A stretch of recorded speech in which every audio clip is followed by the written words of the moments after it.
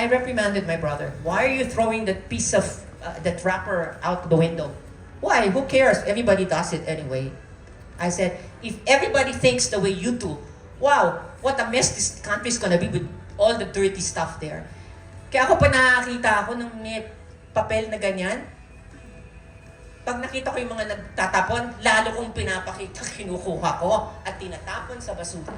We have to be good examples to the people around us. Hindi ko sinasabing in a big way. Even in a little way. And when you do that, it ripples. May mga effect yan na maganda. It's just like the power of the pen. Okay? Mga manunulat. Nakikita naman, like, I'm sure our creative team knows that. The people who watch your shows, your body of work, will be so blessed. It's either to learn something or not.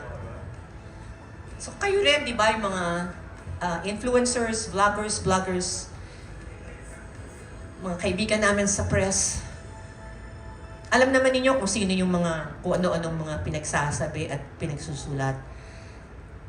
Sana let's try to influence each other to do good. Let's honor God in what we're doing. You know that there's power of life and death in the tongue.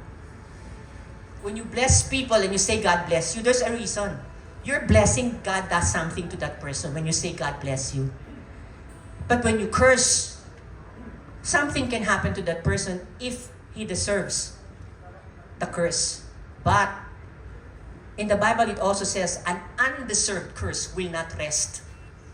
So kung yung sinabi mong curse, pupunta dun sa, binitawan mo para sa isang tao, babalik at babalik yon. It will not rest on that person that you cursed. Babalik sa'yo yon. Remember, every good deed that we do will come back to us.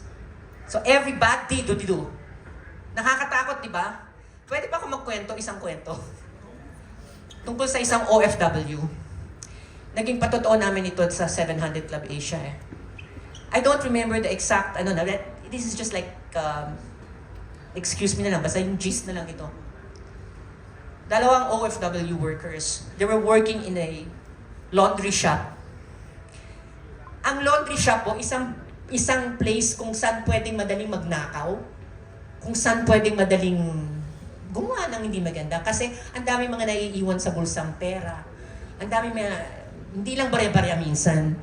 And so the story of this man was, may dilemma siya kung kukunin ba niya yung nakita niyang malaking pera dun sa bulsa.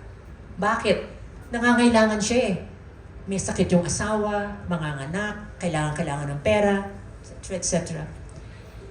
Pero sabi niya, nakonsyensya siya. Hindi ko kaya. Hindi, Lord. Kaya naman akong bigyan ng pangbayad ko sa ospital, sa asawa ko ganyan. So hindi niya kinuha. Sinoli niya. Pag soli niya, I think may pabuya siyang nakuhang konti. But actually, more than the pabuya, God provided. God provided for yung nangyari sa asawa niya, nanganak, ganun. Basta, may tumawag na kapatid yata na, oy, di ba mga